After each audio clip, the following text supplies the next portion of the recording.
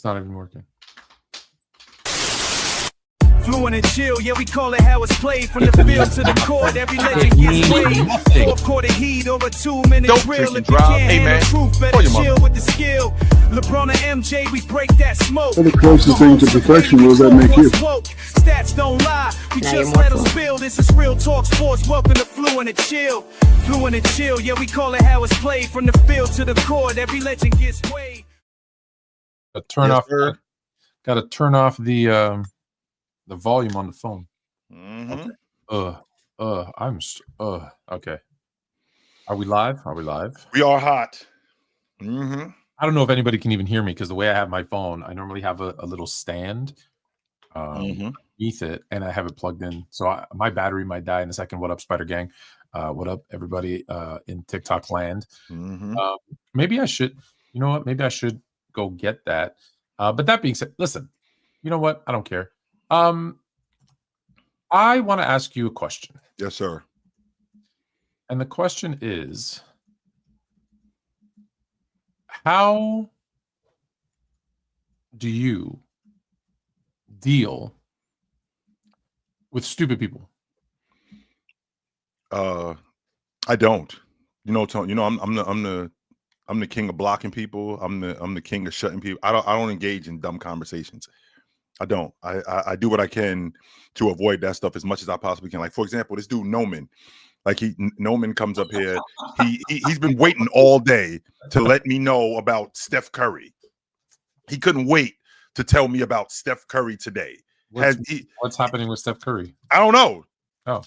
Even though I think the Warriors have lost 3 of their last 4 games, they've been terrible. And Steph Curry, I think he's averaging like 28 or 29 a game, something like that. But he's the best point guard in the league. He's the best point guard ever. This guy is a Curry fan. He's a Curry stan, as a matter of fact. Right? He's a Curry stan, as a matter of fact. So it doesn't make a difference. So like guys like this, I do what I can not to engage. But there's times when I have to say something because it's a lot of fans who are ridiculous. A lot of them, and Curry fans in particular are one of them. Which is awful because like there's people who think that I don't like Steph Curry or people who think I hate Steph Curry. Because I don't think somebody is as good as you think they are, that doesn't mean that I hate them. That doesn't mean that at all. But because I don't think that you're as good, because I don't think that they're as good as you think that they are, that means to you that I hate them. And what I'm going to do with you, I'm going to let you think whatever you want to think. I'm going to let you feel however you want to feel. There is for me no energy for people who can't be civilized when it comes to these players. Like Steph Curry, for example. Like how would I if I watch Steph Curry over the course of his career and I've seen everything that Steph Curry has done, how could I not just marvel at what he's done? How could I not appreciate what he's done? He's the best long ball shooter that I've ever seen. There's no defense for a guy who can accurately shoot off the bounce. Super nice with the peel. He's been in the league since 2009, so he's got the longevity that's necessary in order to be great. He's been awesome for, he's been in the league for 17 years. So he's been awesome for at least, right? So he's been awesome for at least 10 of those 17 years, right? So he's been awesome for at least a decade. But because I don't think he's as good as you think he is, but because I don't think he's the best point guard ever, he's a top 5 player ever, I'm a hater. No, and you will not get me to say that. Like I've said before to you, Tone, and I said this to you last week, and I will stand on it till I'm blue in the face. Magic Johnson retired in 1991. That dude who came back in 1995 was a shell of who he was, and he was just coming back to finish it the way he wanted to finish it. So the guy who retired in 1991, that's the best point guard that I have ever seen in all of my existence. However, that was 35 years ago. Tone, I am not ridiculous enough to think that there is not somebody that's going to come along at some point and top that. I just don't think it's Curry. That's all. I just don't think it's Curry. I'm not ridiculous enough to think that. So, I mean, I can marvel at a guy and still think that somebody's better than him, right? I feel like I can marvel at a guy and still think that somebody's better than him. But according to Curry fans, like it's hate. Like this guy in my chat, Noman, all of his words are in capital letters because he's screaming right now. Magic needed Kareem, which is arguably the GOAT. Magic needed Kareem. Like Steph Curry didn't need Kevin Durant.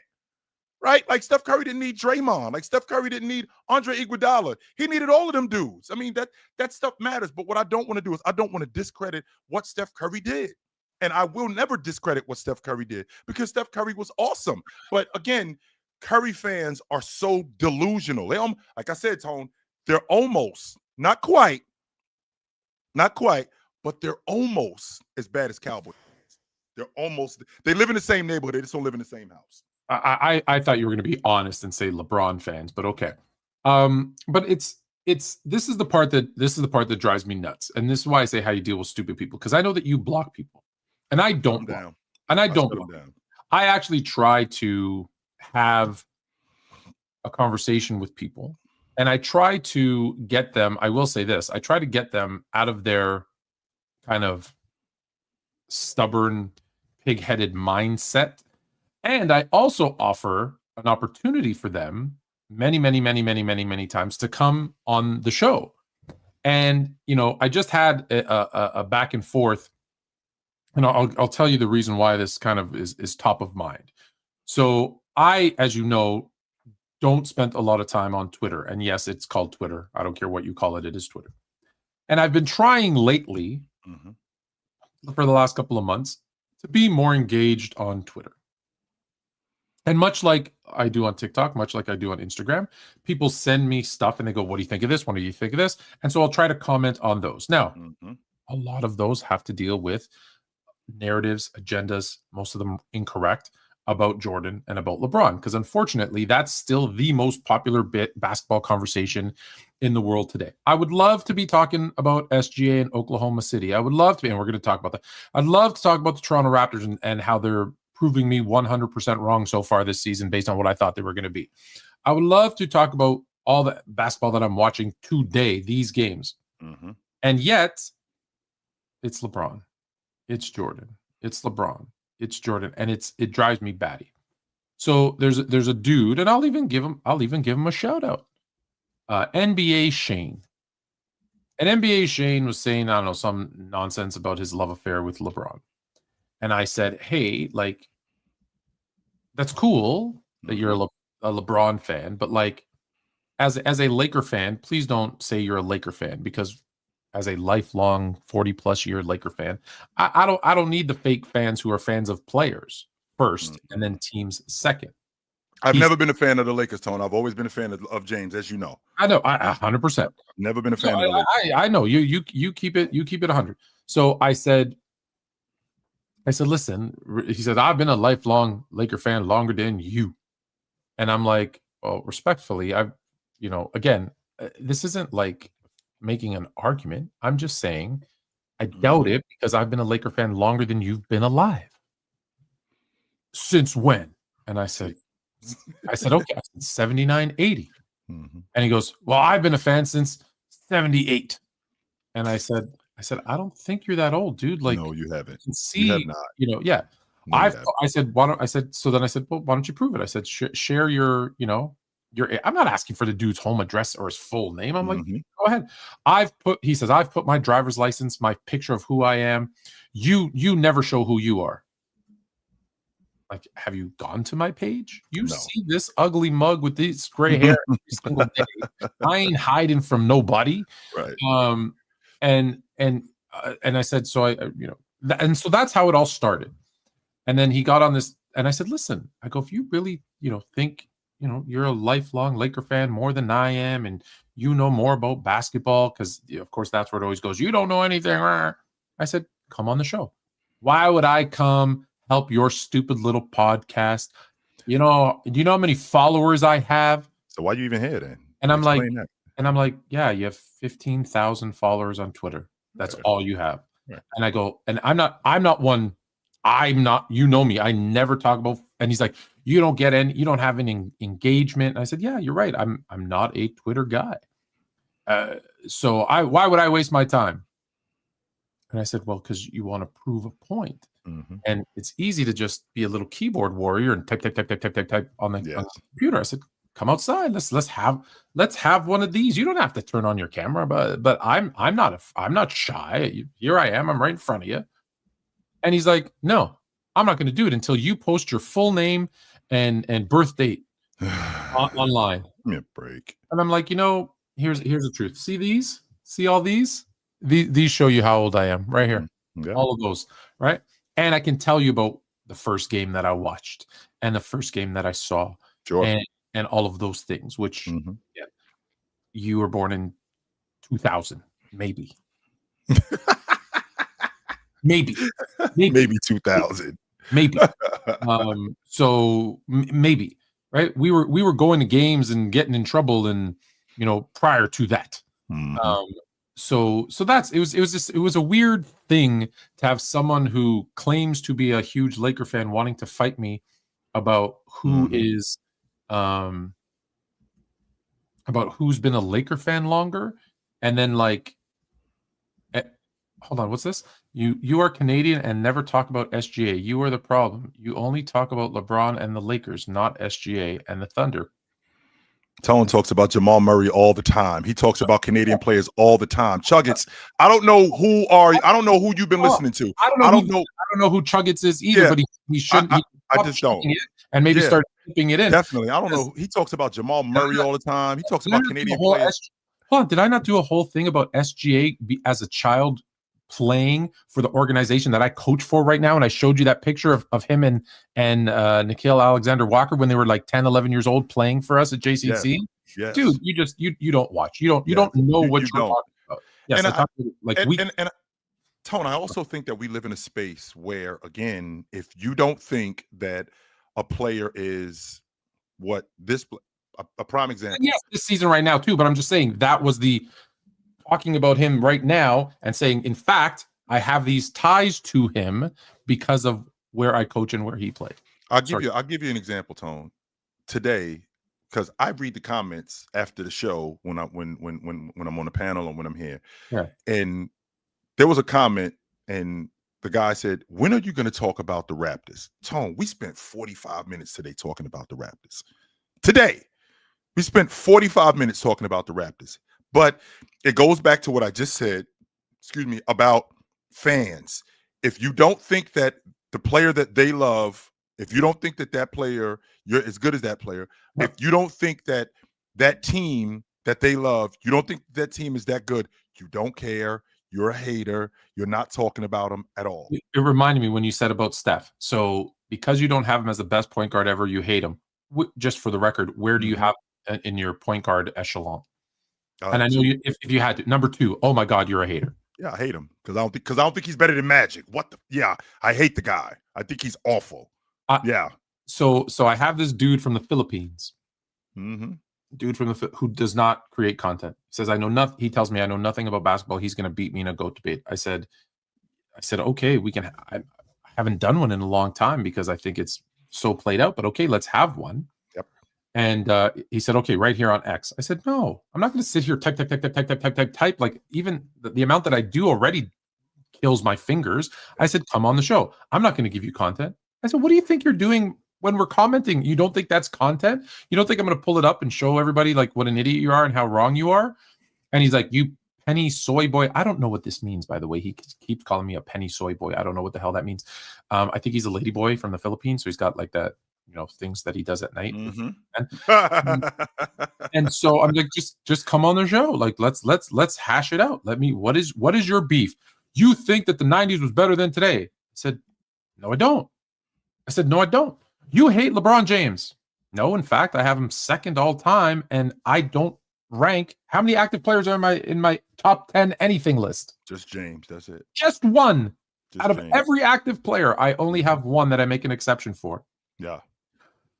So how is that? So because I have him 2, I hate him? Yeah. Yes, sir.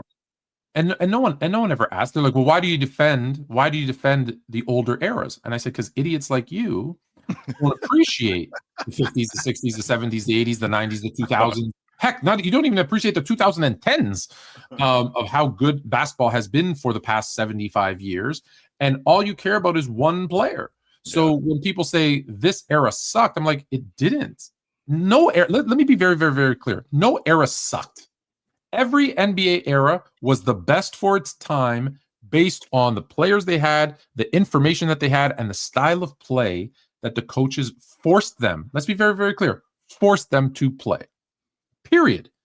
And you should appreciate, because there would be no LeBron if there was no Magic. There would be no Magic if there was no Oscar. There would be no Oscar if there was no Cousy. There would be no Jordan if there was no Dr. J. There would be no Kobe if there was no Jordan, etc., etc. Like, all of your favorite players is because of who came before them. Period.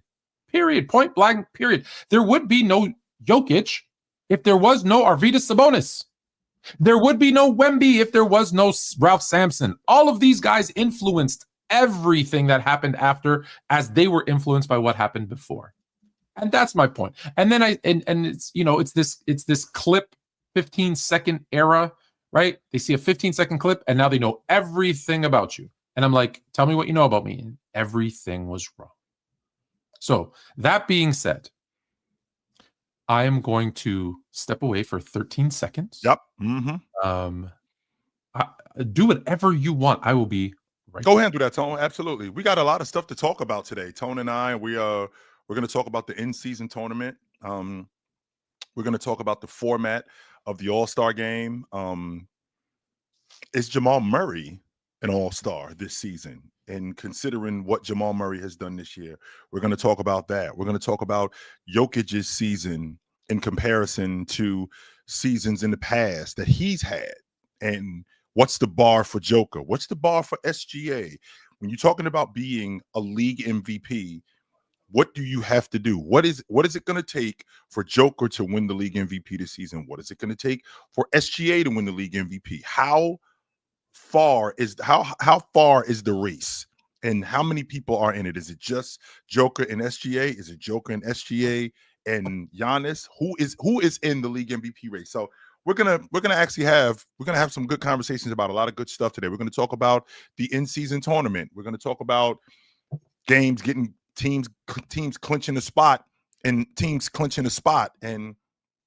what that's gonna look like. So we got a lot of good stuff for you guys today. We definitely do. You guys that get wrapped up consistently in Curry being the GOAT, I don't think that you honestly believe Curry is the GOAT. I don't think you honestly believe Jordan is the GOAT. I don't think you honestly believe James is the GOAT, more than you just want to be right.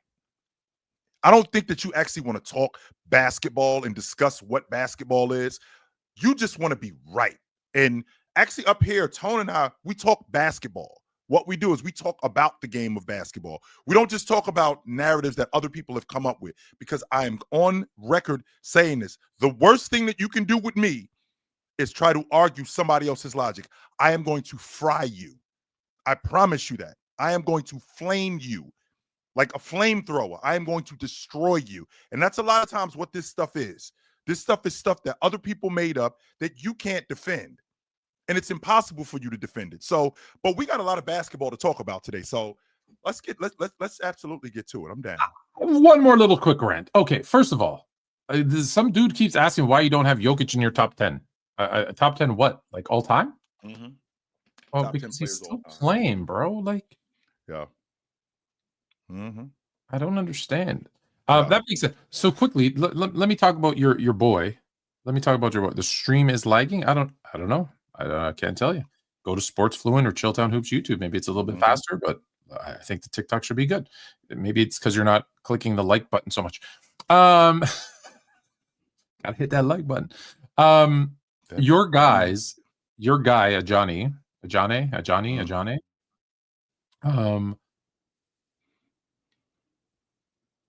posted a video about Kawhi Leonard in a game. He took like 17 steps. And Reggie Miller went bananas about, oh my God, he took so many steps. That was actually Giannis. It was actually Giannis. Who did I say? You said Leonard. Oh, why was Leonard on my head? I'm sorry. Yes, Giannis. Mm-hmm. Why is Kawhi Leonard on my mind? I don't know. Sorry, Giannis taking about 17 steps. And Reggie Miller like, oh my God, if we had that many steps, blah, blah, blah. And he's like, oh, see, you zesty Jeffries, that era. And I'm like, what does a travel have to do with another generation? It was a travel. And I said, but I said, let me be clear on if it was a travel or not, because there are rules where, like, if you don't have control of the ball, if the ball's like in between dribbles, you can take as many steps as you want. Like, there's some nuances to that. And he said, I don't trust me. He said, trust Milton. And Milton, I forget the name of his thing, but Milton does a lot of these where he shows steps and stuff. And I said, okay, well, we know James Williams, who's an NBA ref. So I reached out to him and I said, Gucci. We got Gucci. We actually had him here. Yeah. Well, in fact, we're talking about when he can come back on. As you know, every time he has to come on, we got to get the NBA's approval. So once they say yes, it's okay, because we have to give them the list of questions, blah, blah, blah. They don't want us to, be asking about gambling. No, we don't want to do that. Nah. They got to be very, they're a little bit tight, but that's okay. So he says, here's Milton. And look, he says it's clean. It gets sent to me. And I, as you know, if it was correct, I would tell the person who sent it to me, and I'd post a video that say, no, it actually is clean. In fact, I have videos with that same guy where I reference Milton and say, I've confirmed it with an NBA ref. Yes, he is right. It is clean. So I send the video to James and I go, hey, I need you on this one. And he laughs. And I go, don't laugh. I go, listen, I know we're talking about when you're going to come on next time, but also, come on, like, let me know, is it a travel? And he goes, yes, I have it as a travel. Here's why. So I post the response for the person who sent it to me. And I said, yep. He said, and then he comes out and says, oh, well, that can't be true because your NBA ref does work with Milton. They collab on stuff. I said, okay, so you're wrong. And I said, no, because you and I collab on stuff. It doesn't mean we agree on everything. No, we don't. Tone and I have actually had knockdown, drag out fights up here. Yes, and just because we agree on one thing doesn't mean that we agree on another. Yes, sir. So I'm like, respectfully. And he's like, you guys don't watch basketball. That era was shit. I said, it has nothing to do with narratives, with the era, listen, let me tell you something. And I just realized this. Your boy that, you laugh when he calls him Zesty Jeffries. He might be the zestiest Jeffrey of them all. Because no one talks about him more than him. I went and looked at his post on TikTok. My dude has 97% Jordan stuff. That's an obsession, my guy. That's an crazy obsession. That being said, I'll get into that. I want to focus on this. So I said, who do you believe? A guy who says this is a nasty, NBC, the whole network is just a bunch of zesty Jeffries, and this is a narrative, and you guys don't watch basketball. He's telling Reggie Miller that he doesn't watch basketball, which is ludicrous to me. You guys don't watch basketball, you're zesty, et cetera, et cetera. Mm-hmm. And I'm like, and Milton said, so you're, and I said, listen, respectfully, am I going to listen to you, who has an agenda, and another content creator who, yes, can be right, just because it doesn't mean you're always wrong, and another content creator who said this is a clean play, or am I going to listen to an NBA ref and he says, oh, what the NBA ref in the game got it wrong? Well, yeah, because it was in real time. And you're going to get calls wrong. I said, so am I going to believe you and another content creator, or am I going to believe an NBA ref who is legit, no scandals, no gambling things, was reffing the NBA final, which, as you know, they get paid more. It's only when they're the best. And he got to watch it in slow. He got to watch it in slow motion, and it's just about the call. No narratives, no agendas, just the call. So am I going to believe a content creator or an NBA ref? I can tell you who you're not going to believe. I can tell you who you're not. Yeah, I know who you're not going to believe. I'm going to go with the NBA 100 times out of 100 times. And just because we collab, it doesn't mean they're always right. Like, just because he collabs with this other dude doesn't mean he's always right. So I find that so weird that everything has to be like about something bigger, and it's not. It's just one play.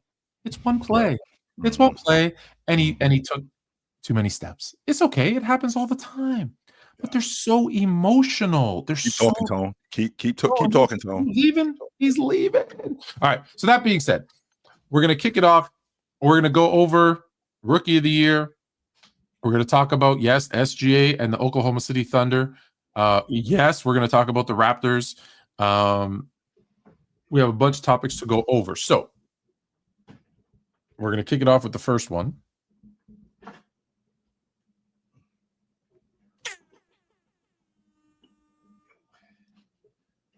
Oh boy. I'm gonna need Jay to come back for when he comes back and say this kid's name because I don't. For those that know me, know that I cannot pronounce anybody's name.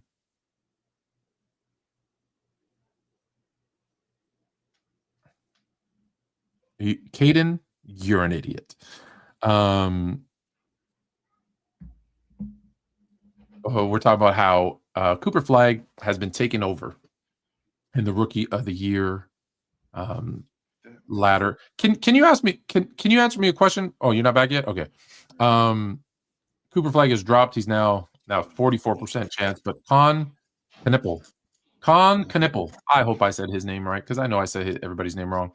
Has taken over. Has leapfrogged Cooper Flag as the new favorite to win Rookie of the Year. Cooper Flag came in with all the hype. Dallas, obviously, there's some injuries and some other things going on. She'll be butchering names too. Oh, my bad. Maybe one of you guys should come on and say his damn name. So first of all, I want you, I said it right? Oh, thanks, Jake. I like how one of my kids on my team is telling me I said his name right.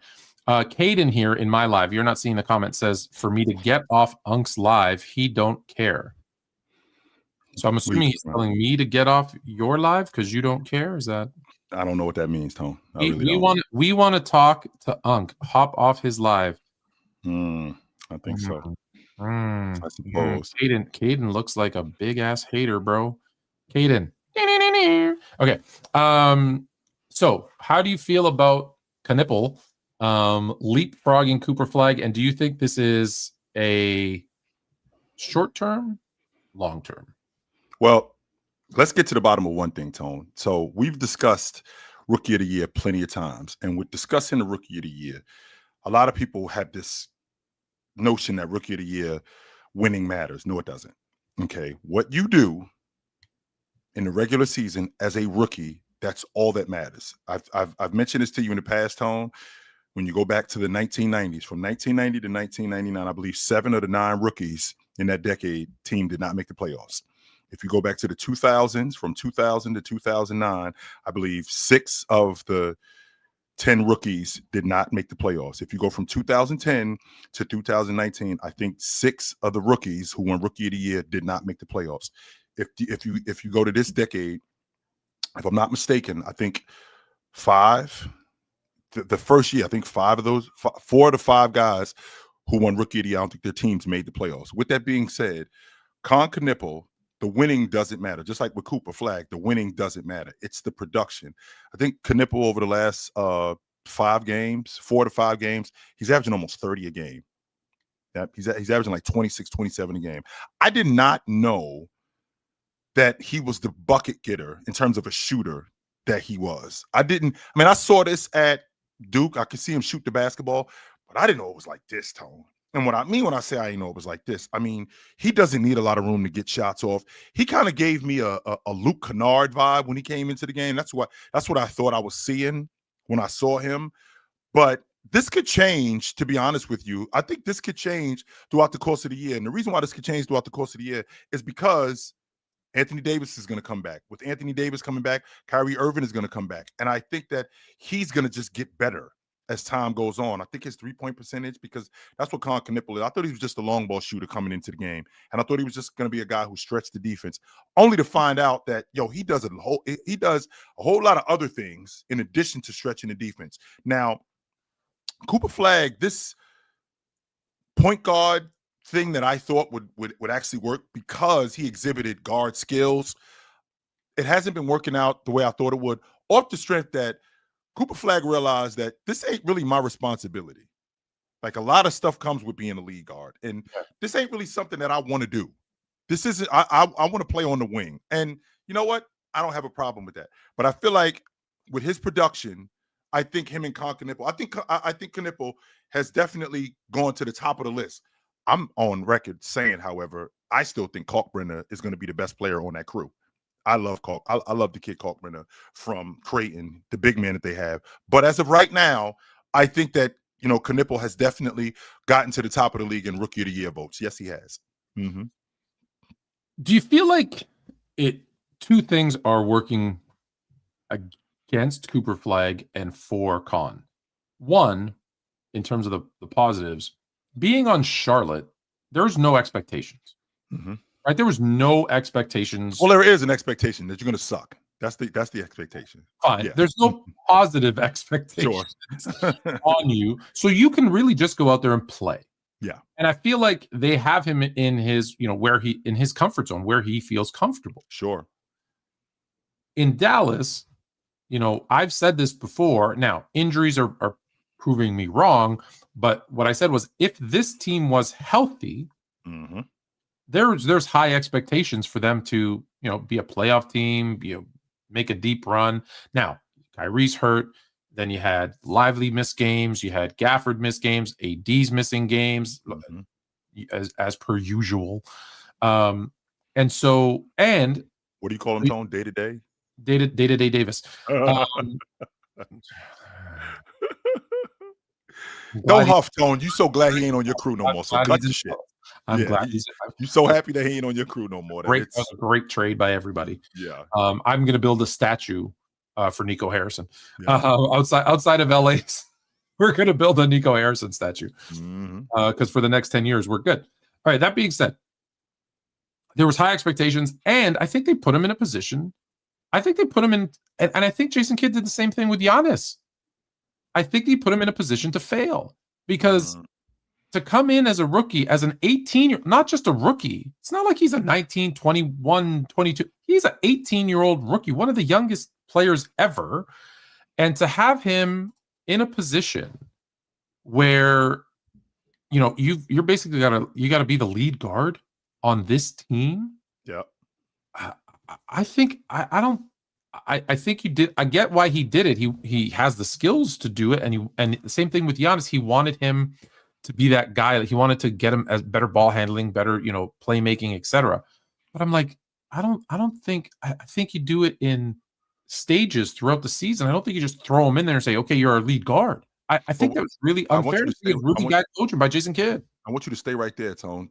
Is it fair to say that what Jason Kidd did with Giannis, what he's doing with Cooper Flag, that's not going to help them later on? Like that could really help what Cooper Flag is going to be in the future. That could really help. It really helped what Giannis became. And if Giannis became a better ball handler, Giannis became a better decision maker. And those growing pains, I like to think, contributed to that. In fact, when Milwaukee was about to can Jason Kidd, it was Giannis who was going upstairs to go, yo, what are you guys doing? And Jason Kidd stopped them. Like, wait a minute. No, don't worry about me. Keep doing what you're doing. I say that to say that with what Jason Kidd is doing with Cooper Flag, with putting the ball in his hands, I think this is going to benefit him so much more down the line than it does right now. Down the line, I don't disagree with you. Mm-hmm. However, if the goal today was to win games, that's not the best move. I just think. What other choice do we have, though, Tone? Like D'Angelo Russell? Like what in terms of what we have right now? Because I don't know if you noticed, Tone, but Derek Lively has now gone back out of the lineup. Same problem with that foot again, so he's going to miss at least 3 more games. Anthony Davis has not been back in the lineup, right? Gafford is in and out of the lineup. I mean, when we're not getting Kyrie Irving back until at minimum the All-Star break. Yeah, they're talking about shelving him. So that leaves D'Angelo Russell, right? That leaves D'Angelo Russell. That leaves Max Christie. Like we don't have any primary ball handlers. We don't have anybody else who can actually do this job. Yeah. Now, okay. So if that was the case, if they moved him into that role now, saying, okay, we have all these injuries, we're out of it. Sure. Again, I would say fine. But he came into the season saying, this is what I was going to do. So if they had a healthy Lively, a healthy Gafford, a healthy AD, and we're just trying to get through the first half of the season with some wins so that when Kyrie comes back in the new year, we can make a playoff push, that was incorrect. And because here's what's going to happen. Yes, it's going to help in the long term. I agree with that. That's why I say, yeah, you still do it, but you just do it in chunks. But here's what's going to happen. It'll help him. And in 2 years from now, 3 years from now, Cooper Flag's going to be a better player for it. And he'll probably be playing on the wing, but he'll have better ball handling and playmaking skills. Sure. But you know what won't be the case? Jason Kidd won't be his coach. I mean, he did just sign an extension, Tone. Let's big deal. What does that mean? In today's NBA, it means nothing. Well, it depends on what the organization is, because Dallas nothing. Dallas, listen, that's casino money. they got no problem firing a coach. Well, it depends on. He won't be the coach. He won't be the coach. He's in now 3 years, Tone. You don't think so? I mean, if he's able, because remember, $1,000. I'm telling you, he won't be the coach in 3 years. Tone, this Dallas team. I mean, I He will watched not that game. be the coach in 3 years. I watched that game last night against Miami. They got a damn good defense, which is what this Dallas team is built Well, that's on. what they wanted. Yeah. They got a damn good defense. They just can't score. That's the problem. And because all of their guys are out of the lineup, because Cooper Flag is going through growing pains of being a lead guard and being a primary ball handler, because he's going through that, their offense is clunky. Because I'm on record saying this. I think D'Angelo Russell is much better playing off the ball. I think he's much better as a catch and shoot guy. They don't have any box work. They don't have anybody that you can go to on the box, in the mid post, a guy that I can dump it down into, not even just dump it down into, a guy that I can get to in the mid post, a guy that I can face up and just go at him. All of these guys that they have on their roster are guys that are built for Luka's skill set, a guy who he's creating opportunities for them. Klay Thompson, D'Angelo Russell, Anthony, they're creating opportunities for these guys. Now you bring in Cooper Flag, who is more of a wing and can get to the rim, can get downhill, and he does exhibit guard skills, and he can pass. These are the growing pains that you're going to get. But defensively, Tone, this team is one of the best. I think they're fourth in the league in defense, one of the best defensive rebounding teams in the game. If they could get that scoring together, this is why I was so high on them. I had them losing before the season started in the Anthony Davis injury and Gafford and Lively and Cooper.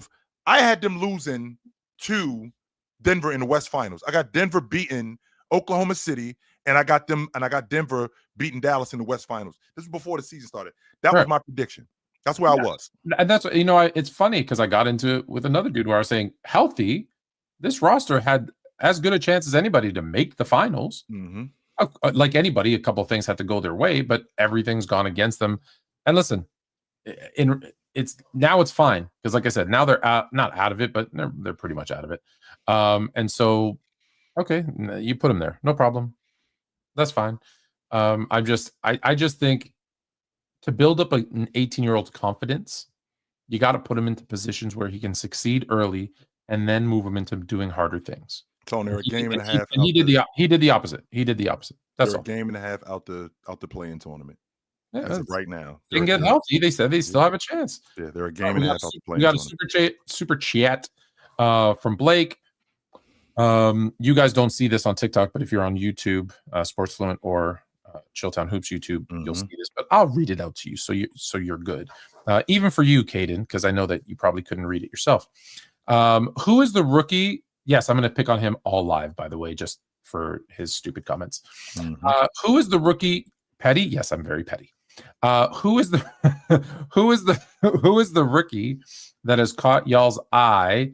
No one talks about. And Chill, how many times do people tell you look like Aaron Glenn? I only hear it in the chat. I really don't see it, to be quite honest with you guys. Yeah, I don't.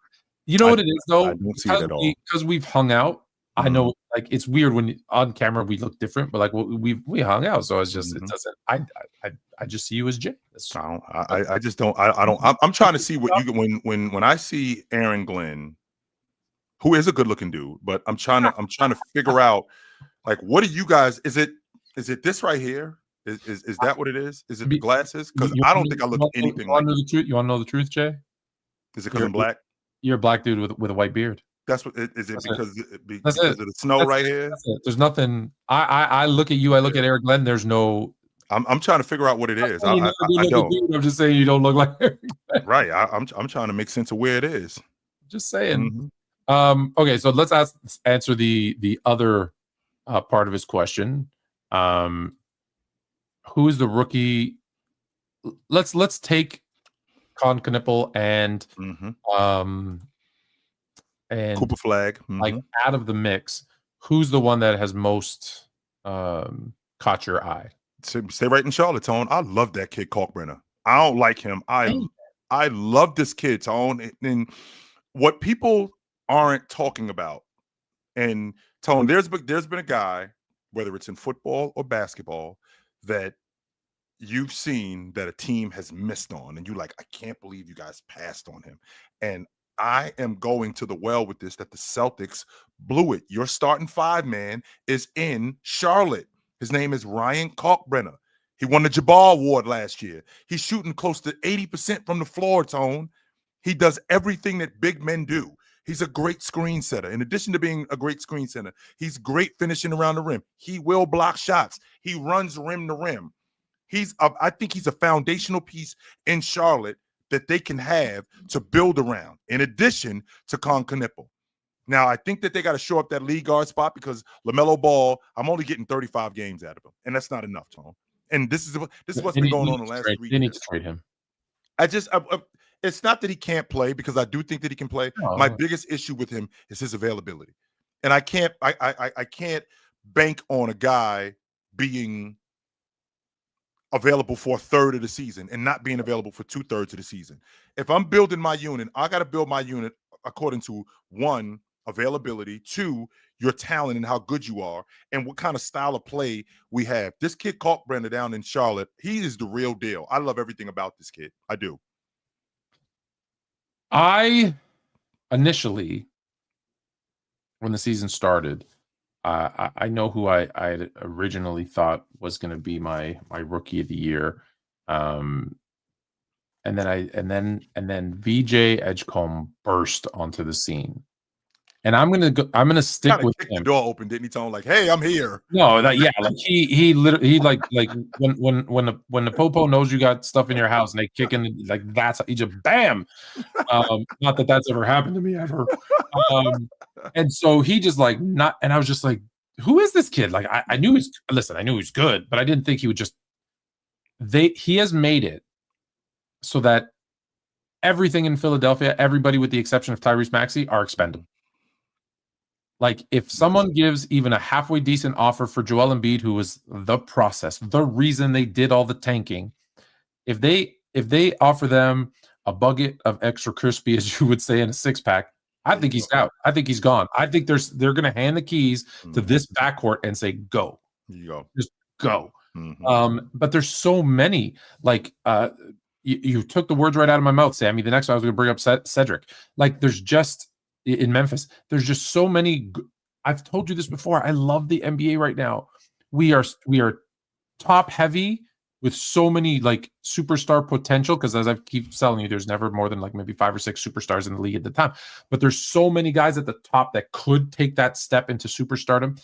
There's guys in the middle who have just, they're waiting for that to take that next step. And then there's this great class of like young guys. When you look at the rookie class, when you look at, the Wembys and there's so many great young players. I told you this the other week, right? Like Luka's younger than Austin Reaves. Like 26 years we old. are so loaded with talent top to bottom.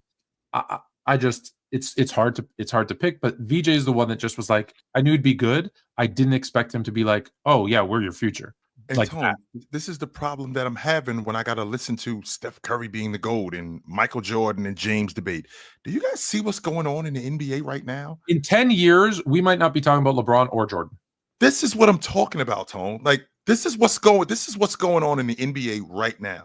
What I equate this season to, because one, I got a guy in the league that's averaging 30, 10, and 10 on ridiculous efficiency that hasn't been done in almost ever. I got another guy that's on a team that's on pace, and I know this sounds ridiculous to you, Tone. I'm going to say this one time, and then I'm going to say it again because you think I'm ridiculous by saying it. They're on pace to win 77 games. They're one more time for the people in the cheap seats. I know that doesn't even sound correct. They're on pace to win 77 games. In addition to it's not ridiculous to say that. In addition, I think that they can win 75 games. That's just me. In addition to that, they got a guy on their team that's averaging 30 a game, right? And he's only playing he's playing 33 minutes a game. He's barely playing half the game. He's not even playing three quarters of the game. And he's averaging 30 a game. And they don't even have their whole team. There's a guy who just went out of the lineup in Milwaukee that's 30, 10, and 6 for the 4th straight year. Yeah. This is going on. They got a guy in Los Angeles that's 33, 9, and 8. On that crew. What this reminds me of, Tone, is this reminds me of the 62 season when Elgin Baylor finished 4th in league MVP votes. And just so you guys at home know, he averaged 38. Yeah, 38 and 18, and he. Just so you know, that's almost 40 and 20.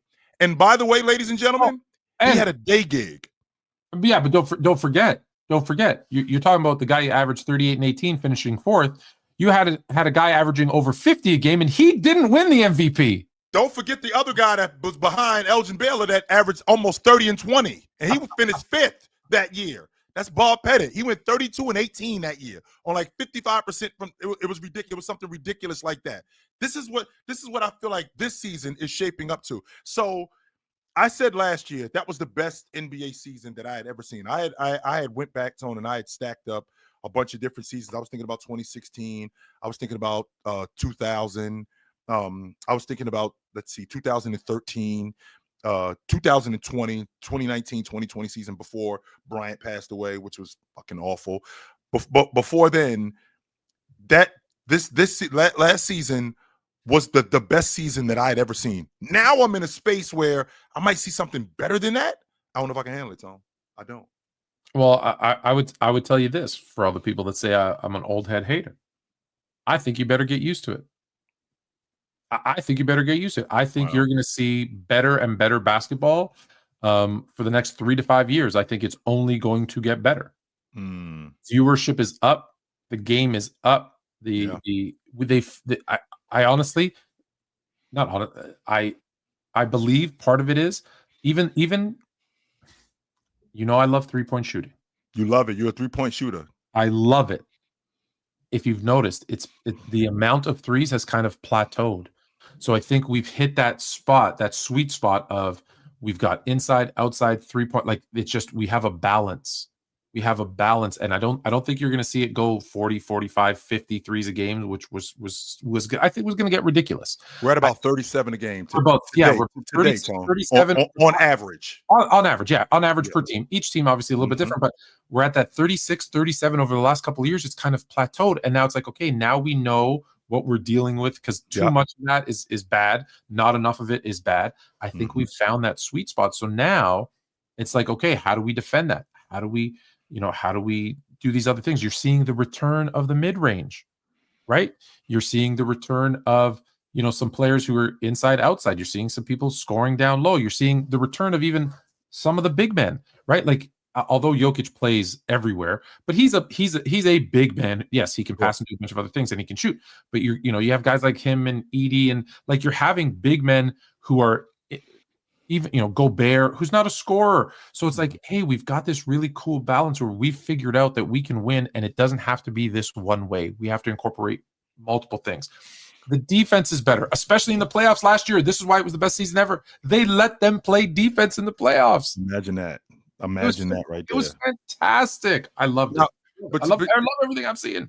But to your point, Tone, and I'm trying to make sense of it because, like you just said, we live in a space where we live in a copycat league, and if this is what's winning, okay, so now we have to illustrate that too. Here's the difference, though, Tone. Well, everybody can't play like that.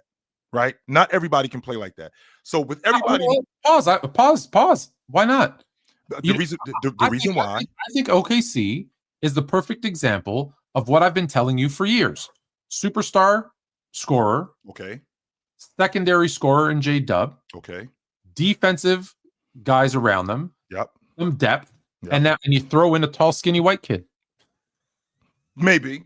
But the difference with that, though, but you have a rebounder, and so you can build a team where you don't need what has not worked long term is multiple superstars and figuring out what roles they're going to play. No, having those defined roles and saying, here's my superstar, here's my secondary scorer, here's my rebounder, here's my defender, here's my 2-3 guys for depth, here's my versatility guy.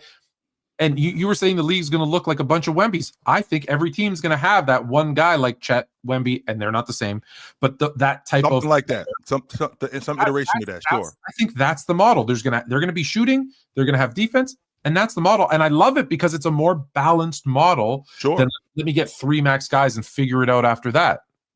No, okay, right. Okay, so stay right there, Tone. So this the super team, which I know you can love that term, but I don't believe in it, but yes, go ahead. I know you love that term. I think that's dead. Okay, but to your point about shooting the long ball, because that seems like the recipe in order to win. Everybody thought that that's the way that you got to play. Only except Oklahoma City is a team. I think Oklahoma City was in the middle of the league last year in 3-point percentage. I think they were in the middle of the league last year. You don't have to shoot a high percentage of threes or a high volume of threes. Sure. Yeah, it's about the volume. But I think what Curry and Clay did was Curry and Clay, when they won it, okay, this is now how we have to play. The game's moving further away from the basket. What it's done is it's ruined a lot of teams' model for playing basketball off the strength that, okay, now we got to play like that. When in reality, that's not the only formula to win. I think the Miami Heat. But that model, sort of, just before you go to Miami Heat, I want to stop on Warriors for a second. I think they misinterpreted that model. What do you mean? When I look at the Warriors before KD, yep, superstar scorer in Steph, bucket getter, yep, secondary catch and shoot 3-and-D guy in Clay Thompson, defensive anchor in Draymond. Okay, we got that. Check. And then what did you have? You had the depth with kind of versatility guys and defenders in Iggy, in Livingston, Looney. No, I think it was before Looney. I think it was Bogut was maybe still there. Was there. Right? Mm-hmm. And there was that depth. That's what they had. And if you look, although they shot a lot of threes, when you think of Clay and Steph, go look at the playoffs. What did they do a lot of as well? A lot of mid-range. They got a lot of mid-range shots. And yes, they shot a lot of threes too. But that model was actually that model. We just focused and fell in love with. That's what I was about to ask you, Tone. So if that's the case, then why did we miss the rest? Yeah, why did we then what happened if we didn't buy into what Curry and Klay Thompson were doing? Then how did we get here to this revolution of threes where I'm watching the Charlotte Hornets and the Chicago Bulls shoot almost 100 threes in a game? How did we get here? Is it because of the Boston Celtics who now live behind the three-point line? Even though that business model actually worked, right? But it also sunk them too. That was the same business model. That was the same. Think about it again. Again, I don't mean to beat a dead horse, but think about the Celtics. Superstar Jason Tatum, secondary scorer in Jaylen Brown, veteran kind of rebounder in Al Horford, defensive guys like Marcus Smart, and then Derek White. Like they had the exact, and then you're tall Porzingis, your 7-foot unicorn. Like they fit the model perfectly. The problem is you need to understand that's the model, and then the variance. Celtics shot a lot of threes. No problem. I can build that model, but maybe I don't have the personnel to shoot that many threes, so I need to just tone that down a bit. But it's still the same model. It's still the same model. You just got to tweak the levels. That's it. Same model. So is that what's going on in Miami? So. Because I think what's going on in Miami is completely different. Because I think we're getting back, Tone, to the double big lineup that's going on going on in Cleveland, that's going on in Detroit, it's going on in Miami with both of these kids, both Bam and this kid Khalil Ware, who I love, by the way. I think that the Toronto Raptors, I think there's a bunch of teams, and we're going to get to them, but I think there's a bunch of teams that we're dealing with, Tone, that's really one guy. And I don't mean a superstar. I don't mean James. I don't mean Kawhi Leonard type of level player. I don't mean a Kevin Durant level player. I think they one player away. And when I say a player, I mean a specialist from really competing for an NBA championship. I think the Toronto Raptors, from looking at what they have, I think that they're a rim protector and a big away from really competing in the Eastern Conference. I think that the Miami Heat are a lead guard who can score it. I don't mean 30 a game. That's every lead guard nowadays, but yeah. I don't mean 30 a game, but I think that they're a league because I love Davion Mitchell. And I love the fact that Davion Mitchell is one of the best point of attack defenders in the game. You got to be able to score it. And you got to be able to score it in the NBA at the lead guard spot. But if you put in a lead guard who scores, let's say Trae Young gets traded to Miami. No, I don't mean him. No, you lose a lot. Yes, that's what I'm saying. I don't mean him. Who's this mythical lead guard that goes into Miami? I was thinking somebody like Sexton, like a guy who can speed the game up. And he could also get me because I don't need 30 a game, Tone. But what I do need is I need more than 12. I need more than 14. That's not going to get it done. Now, also, when we get into the playoffs, that business model that you're talking about, which does work, because I got my star, because I think that we're past the space of the bomb squad. Yeah. Let me rephrase that. I think that there's two I think that there's two different things. I think that there's a difference between a super team and a bomb squad. I think that the Chicago Bulls, I think they had a bomb squad. What I mean when I say a bomb squad, Tone, is I mean that everything that you need, we got it. We don't necessarily have stars. We don't necessarily have superstars, but whatever you need, we got it. You need buckets? Got that. You need an all-around great player? Got that. You need a great utility player? Got that. You need defenders? We got that. We don't necessarily have stars, but we got everything checked off.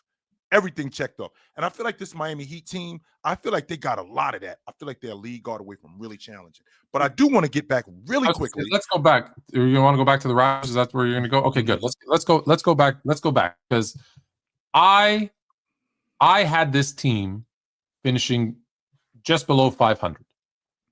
I've been very clear that I've said. In fact, I made a bet with one of your guys on the panel when I was on that the last time I was on, and I said they're going to finish below. Like, now I'm talking 38 to 41. When I say below, or 38 to 40, whatever wins. I wasn't saying like 12 wins. I'm just below 500.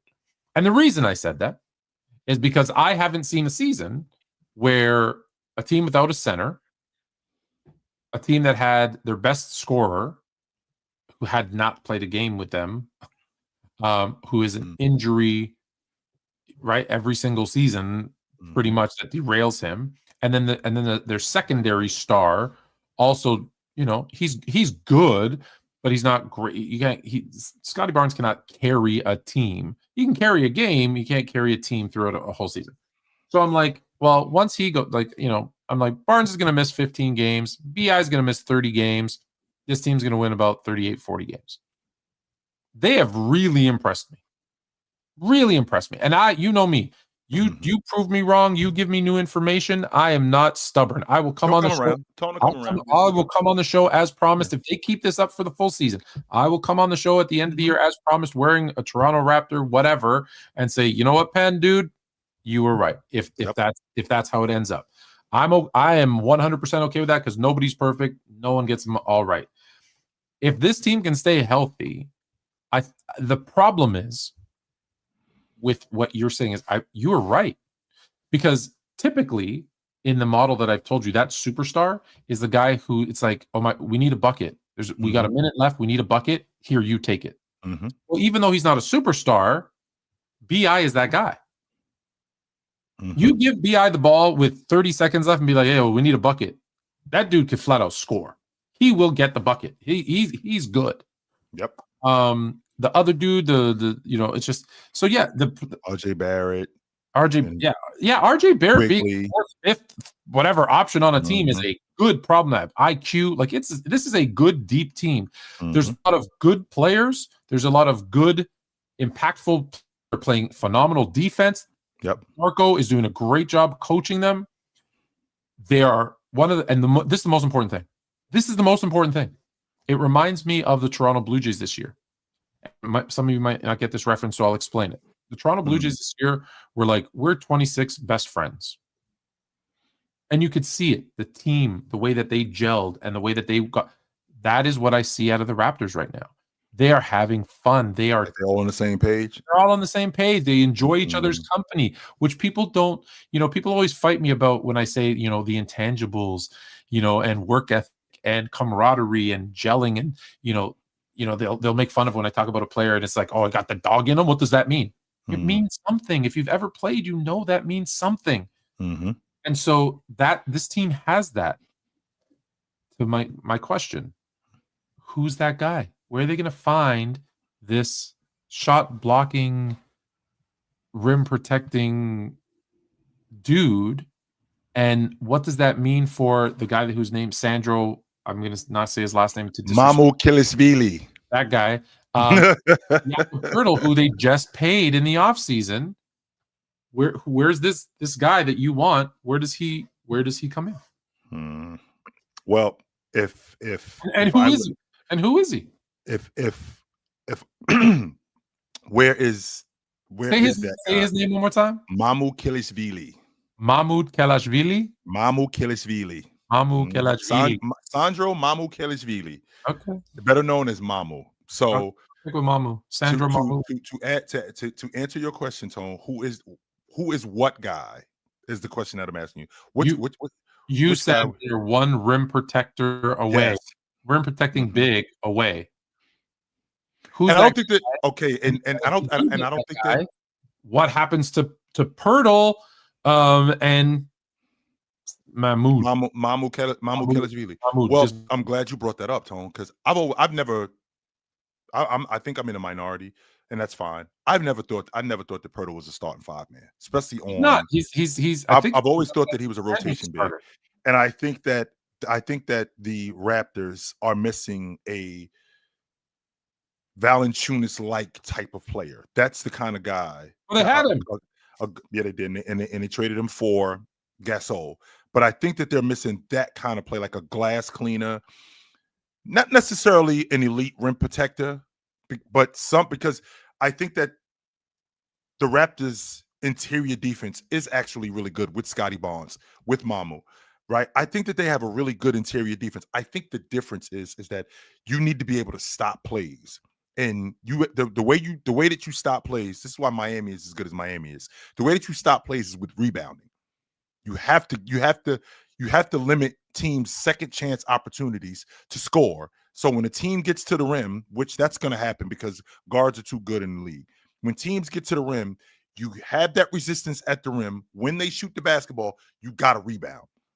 And I feel like with the Raptors, if they had that guy, I'm thinking about a big that could really like just basically plug himself in. And we don't need a star, Tone. I want to make sure that we're clear on that. We don't need Sengun. We don't need Joker. We don't need anything like that. We need Mark Williams, right? We need something like that. We need Mitchell Robinson. Who does he? So you're saying get rid of Pirtle, basically, and bring in that person. Move that kind of guy. Yes. Move Sandro to the bench and have this person. Yes. It's Jaren Jackson Jr. according to Cole. He doesn't rebound. No, not Jaren Jackson Jr. He doesn't rebound. No, he doesn't rebound. I'm just reading the names they're giving us. Claxton maybe, but I think Claxton. Bring in a rebounder. Bring in a rebounder. Yes, that's what we need. We definitely need a guy. Get rid of Pirtle, who shoots like 79% from the field. Move Sandro to the bench and bring in this other rebounding big. That's what I need. I need a guy who can rebound the basketball. A guy who's a solid rim protector. Who's not like I'm thinking if Walker Kessler was available and he was healthy, I think he'd be great for what you guys were doing. Perfect for what you guys were doing. But those guys. So we're clear. All right.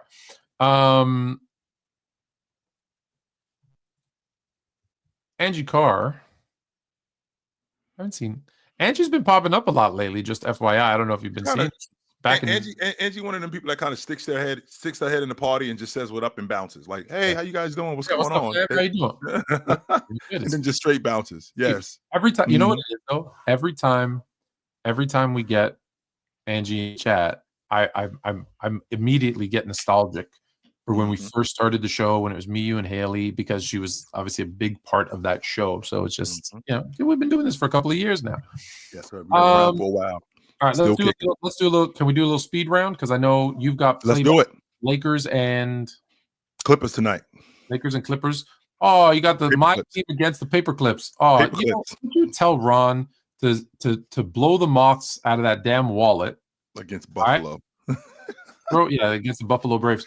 Tell Ron to open up that creaky wallet of his, blow the dust off of it, and pull out a little money. And invite me to do some of these playbacks, because especially when it's my teams and my Buffalo Braves, or my Lakers are going to beat up on the Buffalo Braves. No Ayton tonight, though. By the way, Tone, we don't need him. Your guy, Mr. Thompson, is having some ups and downs. It's kind of what happens when you get moved to a different position. In the process of getting moved to a different position, you got to learn it on the fly, but the timeline has gotten pushed up. So this isn't a team that previous to KD, this isn't the team previous to KD where, we're growing and we got to the playoffs last year and we're going to try this year to maybe even win around. Nah, you get KD and now the timeline is actually increased where I mean, the timeline is shortened where like now we don't even have that much time. So the idea of trying to improve, like that has to happen now. So the 2 years or the 3 years that I was gonna get with Amen Thompson, now we got to condense that into now a year. So the better distributor that I was hoping that I was gonna get, which I get flashes of that. The bucket getter, the downhill guy that I was going to get, I get flashes of that. Yesterday was a prime example of that. He will get downhill. He will get to the rim. He can knock down a mid-range jump shot every now and then. He will shoot the three. He will get to the rim. Not only will he get to the rim, he will get to the rim and he will get into the teeth of the defense, put his feet in the paint and kick it out and make plays for other people. He will do that. The difference is that I got to speed that up, Tone. And when I got to speed that up, I got to speed that up. And now I got to be awesome at that right now. I'm trying to get awesome at that. And that's what the plan was moving forward. That's, of course, until we got KD. Now I got to be what I was going to be in 3 years. I got to be that like now.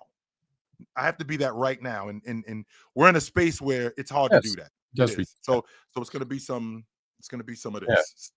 Yeah. Do you feel like he is a good enough player that he can adjust that timeline and be that guy? Like KD's window is small. Like KD doesn't have 3 years to wait for the younger guys on the Rockets to develop. They need to win now.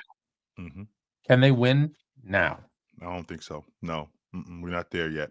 Not with him. We're not. And I know what I want, and I know what I don't want to do. I do not want to move off of him, but I know if we're going to win it, we probably got to do something different offensively, and we have to bring in more of a ball handler and maybe put him on the wing or put him in the dunker spot a little bit more, because I think that he thrives there and maybe he can learn. That's why Fred VanVleet was here, even though I wanted to give Amen Thompson the ball and I wanted him to, learn the point guard spot. Learn to be a better distributor. Learn to be a better downhill guy. Understand defenses. Read defense, because he's a smart kid. Understand and decipher and read defenses. And that I feel like would have made him so much better if we had the timeline expanded the way it was. But when we get KD, now that timeline has now become this. And all of that stuff that I was going to teach you over the next 3 years, I got like 6 months to do it now. And that's not enough time. All around, yes. We definitely do read the chat. Mm-hmm. All right. The Suns defense, for those of you that don't know, because you're on TikTok, there's a graphic up on YouTube, Chilltown Hoops or Sports Fluent, and I'm reading the graphic to you. The Suns defense has taken a significant step forward this season compared to last. 27th in defensive rating. Not that that's the only thing that matters, but 7th this year. Phoenix appears to have pushed the correct buttons, hiring new head coach Jordan Ott, plus prioritizing defense first players. What's been the biggest catalyst for the Suns' new defensive prowess? Mark Williams, and not just Mark Williams, but Dylan Brooks. They're one of the best defensive rebounding teams in the league. Like what I said goes back to what we talked about, Tone, that they are very good at stopping plays.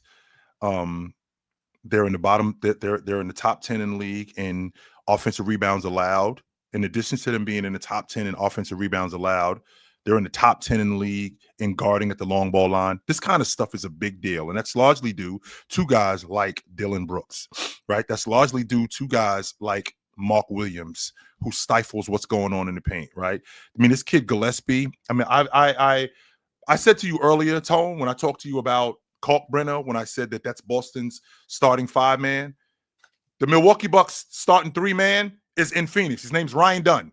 I can't believe that's your starting small forward right there. And as much as I dig, and don't get me wrong, I think what Kuz has done for this group, I think it's great how he's transformed his game and become more of a D&3 guy. Ryan Dunn is 100% their starting small forward. Great at guarding at the long ball line, great closeout wing, great anticipatory skills. I love the fact that he's as handsy as he is, and he doesn't foul nearly as much. Even though he's as young as he is, he doesn't foul as much as he used to. And I think he's a lot smarter. So this defense with this Phoenix team, Their rebounding has gotten better defensively. Their wing defense has gotten much better. Their wing defense has gotten much better. On top of that, I mean, they're playing a style of basketball in terms of wing defenders. They're really connected with Dylan Brooks, with Devin Booker. He's actually a part of this sort of thing. With this kid, Colin Gillespie. These guys are all connected. Ryan Dunn on defense, and it's working. It 100% is working. So very much what you said about Toronto. This is where I was with Phoenix this season, coming into this season, Tone. I did not think that they would be this good. I didn't. They look like they could legit make the playoffs. They look like that kind of team. They could legit make the playoffs. I would be happy to see it. For all the bad stuff that has happened in Phoenix, I would be happy to see it. All right. I know we talked about the Raptors, but let's give up some more love. BI came in and he's doing what they needed him to do, which is score. 37-7. They beat your pick to come out of the East in the Cleveland Cavaliers, not once, not twice, but 3 times, lady. Yes, sir. Served them dudes. Yes, they did. Now, last night's game, and I will stand on this. I thought, and I said this earlier to the fellas, last night's game, the difference in that game was how Brandon Ingram, the Cavs went. This was in the second half, Tony. This was in the beginning of, we're probably maybe 9 minutes into the third, and the Cavs are in a zone. I got Tyson.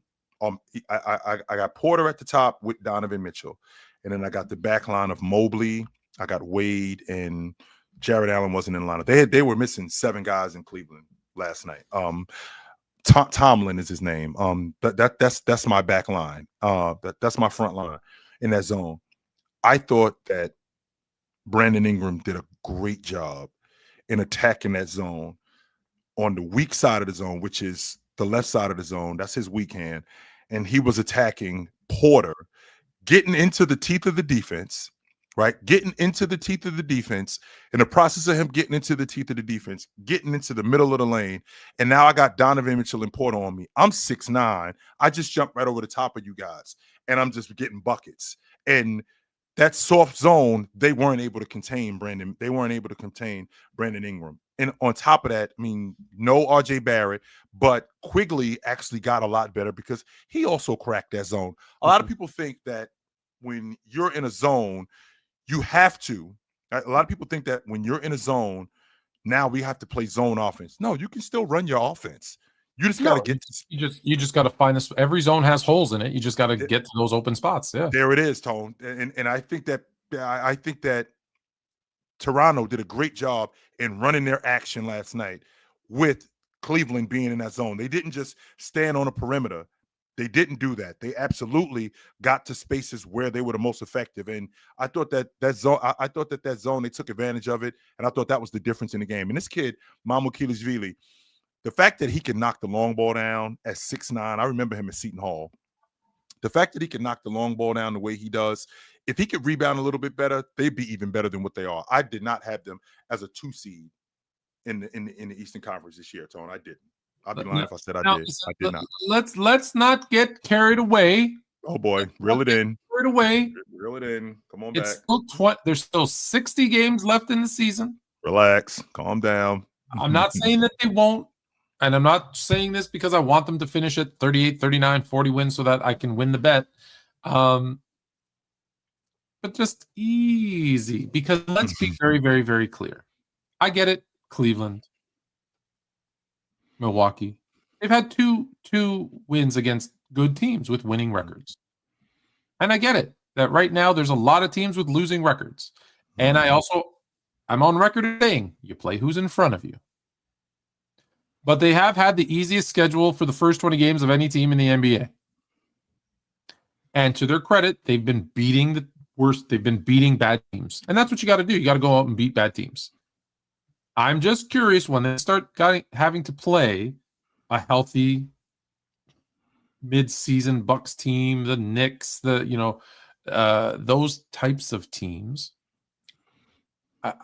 when they got to go on their West Coast trips and face the Nuggets and the Lakers and the Thunder.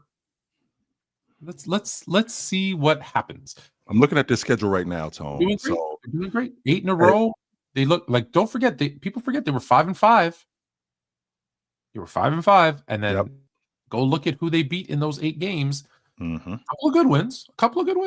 But when you get to play Washingtons and Charlottes and Indiana, like it does make your record look a little bit better than you are. But maybe that builds confidence that they can use for the rest of the season, or maybe it builds overconfidence, which will hurt them later. So all I'm saying is, great job so far. Let me wait and see. Hang on for a second. That's where you at with it. Let's relax. Because I'm looking at their schedule, Tone. I'm happy. Don't get me wrong. I'm very happy. Yep. They got an in-season tournament game tomorrow against the Pacers. They should beat them. They might win that. Yeah, they should beat them. Then they're at Charlotte. No. They might win the. They might win the tournament. I'm picking them to win the in-season tournament. You think they can win the tournament? I'm picking them to win the in-season tournament. I don't think I'm picking them to win. Interesting. And that's going to be maybe their high for the season. Now, and since you brought that up, Tone, since the in-season tournament, the 2 champions who have won the in-season tournament, round 1. Hey, listen, if they make round 1, good for them. Round 1. That's where they are. But to your point, really quickly, so we got Indiana on Wednesday. It's an in-season tournament game. At Charlotte on Saturday. 2 more dubs. That's 10 in a row. They should beat them. Yep. Then they go to the Knicks the next night. That's the loss. In New York. That's the L. That's the then we go back home on Tuesday. We got Portland in town. Ooh, that's an L. Then we got the Lakers coming into town 2 nights later. That's a big fat L. We got Charlotte coming into town the next night. That's a dub. We got the Celtics coming into town 2 nights later. That's a dub. Then we got to go to Milwaukee that following Thursday. That's probably a dub, actually, which we should beat them. 2 more games, Tone. I got the Celtics in town on that Saturday. That's a win. Then we got the Brooklyn. Then we're in Brooklyn on Sunday. See, this schedule they're so lucky. They're so lucky. That's the next 10 games, Tone. So it sounds to me like I was about to say. It sounds like you said 8 of their next 10 games they're going to win. 7. Okay, 7 of the next 10 games they're going to win. So, I had them losing to Portland, the Knicks, and the Lakers. So if they're going to win 7 of their next 10 games, that sounds to me like what did they win? 8 in a row? 8 in a row. Yeah, they're going to go to 10 in a row before losing 3. So that's 15 of the next 18. Yeah. That sounds like fool's gold to me, Tone. That's what it sounds like. That's exactly what it sounds like to me. That sounds like you're selling me a Whopper with no onions on it, and the bun is stale. But you got the burger looking good though. They'll win just enough to make me lose the bet and then get swept out of the first round. That's what those sons of guns are going to do. And that's fun. All right, let's get to I don't even know what this is. What a lovely turn of events. Oh boy, here we go. What a wonderful team. LeBron James. Here we go. The Los Angeles Lakers. Let's say this. We're supposed to be the speed round, but first in field goal percentage, first in 2-point field goal percentage, first in 0 to 3 foot field goals, first in 3 to 10 foot field goals, first in 10 to 16 foot field goals, second in free throw attempts, third fewest fouls per game. The Lakers are doing it, and they're doing it efficiently. Incredible. Why did I remove you from the screen? I don't know. There we go. That's what I actually meant to do. Before I gush, please talk about my Lakers. I am going to talk about your Lakers, Tone. This is a team that is one of the best transition teams in the game. DeAndre Ayton, since LeBron James has come back, has been much better. And why has he been much better, Tone? It's because the thing that I've been complaining about him the most, and I think James got into his ear, all you got to do is run, big fella. I'm going to get you the basketball. Just run the floor just a little bit more. I ain't saying that you got to run it like a deer every play. No, but just run the floor a little bit more. I'm going to get you 4 to 6 more points just running. In addition to him running the floor, now I also got Luka opening up the offense. Austin Reaves actually still looks like one of the better 2 guards in the game, which I'm loving. Absolutely loving. And James just kind of just fits right into what they're doing, Tone. Like there's nothing different that they're doing when you add James. What James reminds me of, Tone, is like there's a lecture going on and Tone walked in the back of the class and then everybody kind of turned around and looked and Tone was like, "Don't worry about me. Keep doing what you're doing. I'll find a seat and I'll catch up to what you guys are doing." That's kind of what's going on with James, right? Their offense with James on the floor definitely improved. They don't seem to try to incorporate him forcefully more than they just add him into the offense. Like if he's open, they get him the ball. And if he's not, they don't. The ball moves a little bit more than it did. Not only does the ball move a little bit more, I would like to have seen DeAndre Ayton healthy against this Clipper team because I think that they would have been better. Tone, I like what I'm seeing from these guys. I mean, this kid Jackson Hayes, he's always looked good with Luka, if I'm being honest with you. I think JJ Redick is doing a really good job with this group. I think guys like Rui Hachimura. Let me jump in and say, yes, Tone. Yes, say it. I've told you. You prove me wrong, man. JJ Redick, I thought was a podcast friend of LeBron hire, and his ego, which did show itself a couple of times last year, and he has kept his ego in check, and he has done a great job coaching this team. I'm really happy. I think we have our superstar of the future and possibly our coach of the future. Like, this might be a guy that coaches this team for like 10, 15 years. And I don't hate it, Tom, to be honest with you. I don't hate it either. I do not hate it. I want them to be successful. Let's be clear. LeBron James, who we didn't know, didn't think, weren't sure. Now, it's still early. It's 2 games, 3 games, whatever in. He's the third option.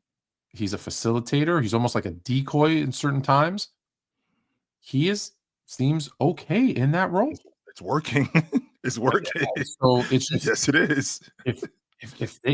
If you have a guy like LeBron who's like, yeah, I'm cool being he's being the Chris Bosh. I'm going to sacrifice my numbers for the betterment of the team. I'll do that. Sure. I did not. I thought he was going to come in and be like, no, I'm LeBron James. I need to be LeBron James. And we're at a point though, we can't do that anymore. And the reason why we can't do that is because I'm old. I know he's right? 60 years old. He's 6 years old. I know. I'm old, man. I don't have what I used to have anymore. So I do have to. I know that I can do it. I wasn't sure if he could either, Tone, to be honest with you. I'm not saying him. I don't know that if I was him, I could do it. How though, Tone? I mean, like at the advanced age. But wait a minute. Now that I think about it, your brain still thinks you can do. You know this. And you still think he's a top 5 player in the game? I do. That's probably why. That's why. That's probably why. I said top 5 last year. It might be top 10, but still, yeah, I still think he's a top 10 player in the league. And so to be a third option on your own team when you're a top 10 player in the league, that's people say he's not committed to winning. That's commitment to winning. Yeah. That's what you want to see from a guy at 41. So kudos, hats off to LeBron James. Last one. LeBron James. I'll give you another LeBron. And then we're gonna get to you guys, I promise, that have been waiting. We're gonna be quick though, mind you, because Jay's got to go to do some playback. The NBA, the Clippers clinch the group with a win and a Memphis loss.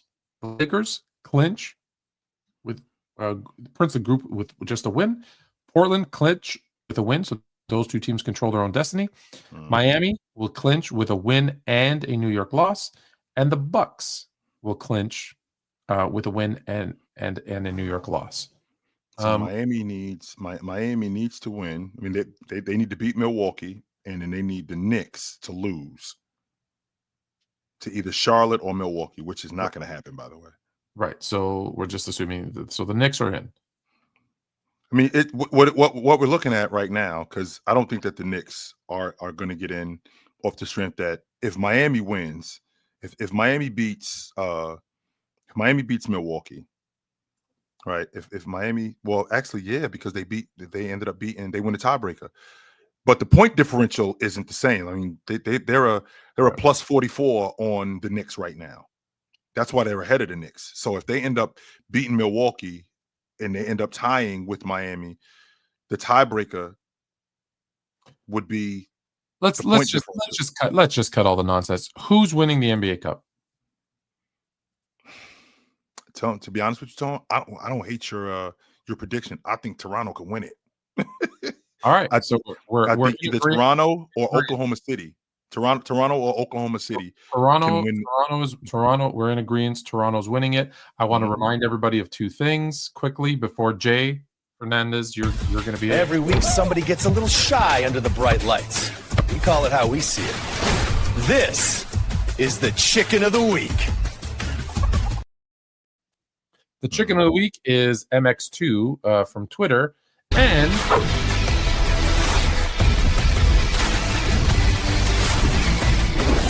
You don't know hoops.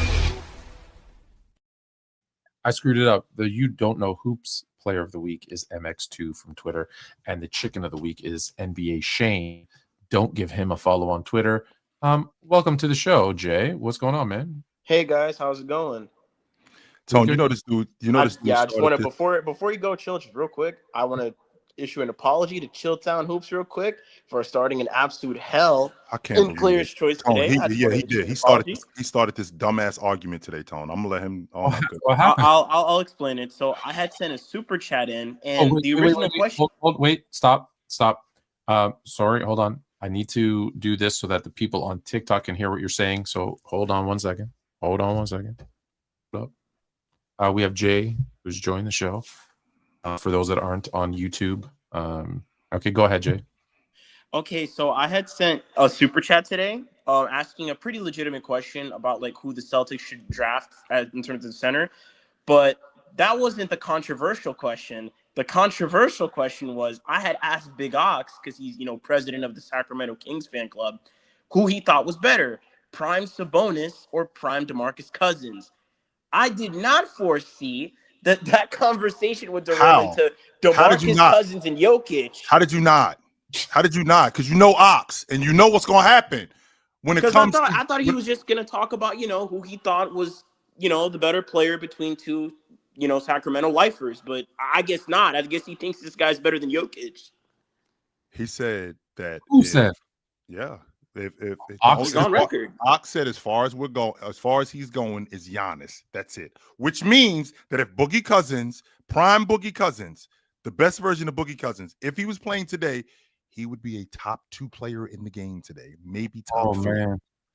That's insane. And this dude right here started that. I did not foresee that, Chill. You can't play that on. You can't put that on me, Chill. Putting that on you because you know who Ox is. You know who he is. DeMarcus Cousins. I do, but I didn't know my man's was gonna go and just lose his shit over like DeMarcus Cousins. Cocaine is a hell of a drug. Yeah, it is. It absolutely is. I mean, I don't know. I mean, Boogie's a top 10 player if he's in his prime nowadays. Can we agree to that? No, I'm not letting you off the hook with this. No, I don't think Boogie's. Why? I'm not letting you off the hook with this, Jay, because Tone, just so you know, we didn't stop there. We went from him not being better than Boogie being better than Cousins. He also better than Weber too, by the way. Yeah, he's better than it got bad. Yeah, he's better than Chris Webber. He's a top 3 player in the game today. He was better than Anthony Davis in 2017, 2018. He was better than him. This is what this and all of this started. Whoa, Chill. But those last 2 statements are not that crazy. Like back then, do you remember how good prime Boogie Cousins was? Do you remember? You clearly don't remember how good Anthony Davis was. He was 27 and 12, Chill, and like not even debatably, he was the best passing big man in the business when he was at his best. It's not even a debate. And Anthony Davis was almost 30 and 10, and he was arguably the best defensive. Wonderful. So was Boogie. Boogie was also 30 and 10. Not only that, you got to take into account that Boogie was playing on a significantly lesser team, Chill. Significantly lesser team. He was in Sacramento, Chill. Can't believe that. I muted him because I need to tell you something. All right, now that he's listening. Vlade Divac is better than Boogie Cousins.